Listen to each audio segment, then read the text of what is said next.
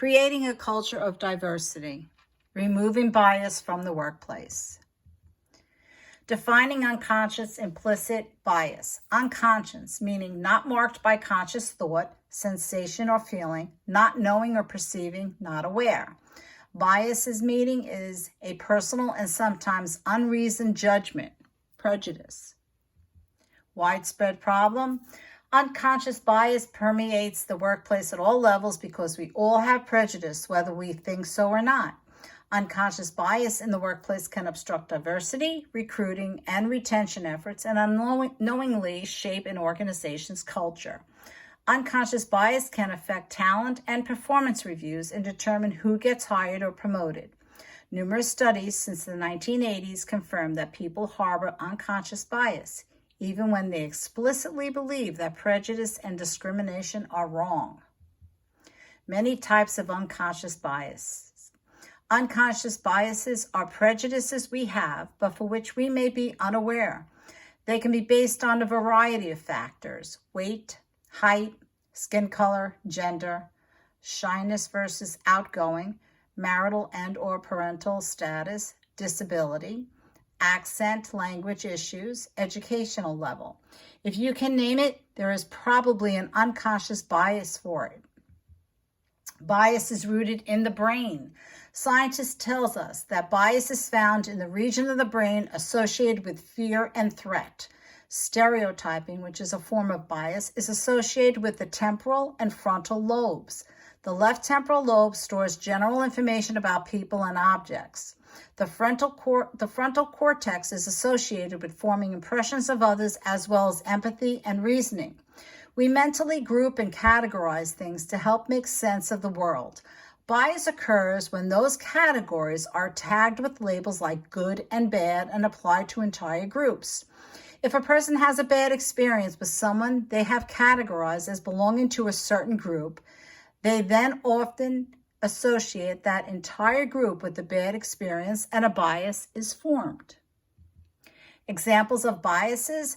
A few of the known unconscious biases that directly affect the workplace includes affinity bias, the tendency to like people who are like ourselves; halo effect, the tendency to think everything about a person is good because you like that person; perception bias, the tendency to form stereotypes and assumptions about certain groups that make it impossible to have an objective judgment about members of those groups; confirmation bias, the tendency for people to seek information that confirms pre-existing beliefs or assumptions; groupthink, when people try too hard to fit into a particular group by mimicking others or holding back thoughts and opinions. Examples of microaggressions. Types of statements that can get you in trouble. Do not use them. When are you going to have children? You're not getting any younger. At least you don't look old. I'm surprised you speak English so well. Where are you really from? I'm not even going to try to pronounce your name. At least we know you're not a terrorist. How's the weather up there? If that's what you people want, then I guess we can work with you. Microaggression examples: racial bias. The recent death of George Floyd has brought to the surface the pain of centuries of racial wounds for those with exposure to racial trauma or who feel linked to it by common characteristics such as skin color, national origin, and more. Racial trauma has the following outcomes: depression, anxiety, hypervigilance, PTSD, insomnia, and physical problems. People who are on the receiving end of bias or who are sensitized to it may react in ways that others consider overactions. Do's and don'ts in responding. If staff comes to you with requests regarding accommodation of a sensitive issue, don't say, "You should be thinking of your residents. That's not your personal issue." Work together to see how the request can be reasonably accommodated. Don't say, "I understand how you feel." If you have not experienced bias in the area the person presents to you, such as a racial bias, you can understand. Do say, "I've never experienced that, so I don't quite understand, but I do understand frustration. It makes sense why you feel that way. Validate what the person is saying or asking for and work with them to make reasonable accommodation for everyone. Don't minimize the person's feelings. The issue is important to the person or they would not have brought it up to you. Take action to overcome biases. An important step to address unconscious biases in the workplace is to acknowledge that everyone has them. Identify your own biases so you can attempt to overcome them. Another way to help prevent discrimination and harassment is to communicate with respect. No one should feel belittled by supervisors or co-workers. No one has the right to belittle or demean others, and no one should be discriminated against by others. Diversity, an asset in the workplace. Definition. Diversity means including employees from a variety of national origins, colors, religions, financial levels, sexual orientation, etc. in the workplace. Our goal? To create a culture of mutual respect in which diversity is valued and supported. If you are uncomfortable with any groups of individuals represented in your organization, the best way to overcome that is to learn more about them and their concerns. True teamwork does not see color, national origin, sexual preference, gender, age, religion, or a myriad of other differences. Culture of the workplace. All employees should be free from disrespectful action while at work.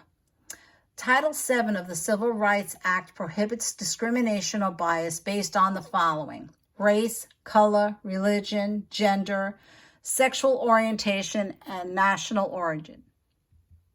Diversity in the workplace stands for different individuals valuing each other regardless of skin, intellect, talents, or years.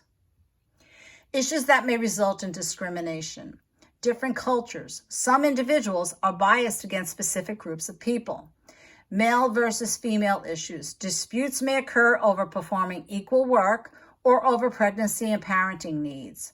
Transgender or same-sex lifestyle, alternate lifestyles may result in negative behaviors by some. Generation gaps. Multiple age groups working together can result in some individuals being excluded or targeted. Disabilities. Those with mental or physical disabilities may be targeted by insensitive coworkers. Speaking little or no English. Language barriers create separation from the total group and clustering of those who do not speak much English.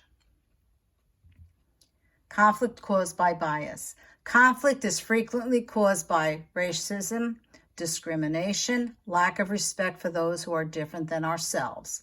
If leadership does not require an atmosphere of diversity, then conflict among workers will happen.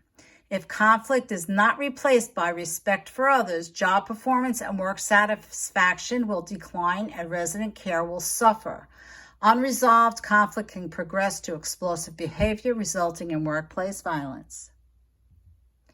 Actions that demonstrate discrimination or bias. Unwilling.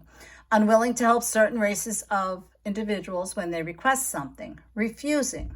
Refusing to accommodate those of different lifestyles. Ignoring. Ignoring some individuals when they speak to you. Speaking. Speaking rudely to some people based on their differences. Disparaging. Disparaging body language, tone of voice, or remarks made toward those who are of different races, lifestyle choices, religion, and more. Who is responsible to support diversity? Each of us must demonstrate a commitment to maintaining a culture that supports diversity and where everyone is treated respectfully. Inappropriate or discriminatory behavior cannot and will not be tolerated. It negatively impacts the culture of caring that we need to provide. By working together as a team, we can ensure that every employee, resident, and family member is treated as we all want to be treated, with dignity and respect. Create a culture of diversity. Strive to remove bias from the workplace. Treat everyone with dignity and respect. Ensure that all staff feel safe and valued at work.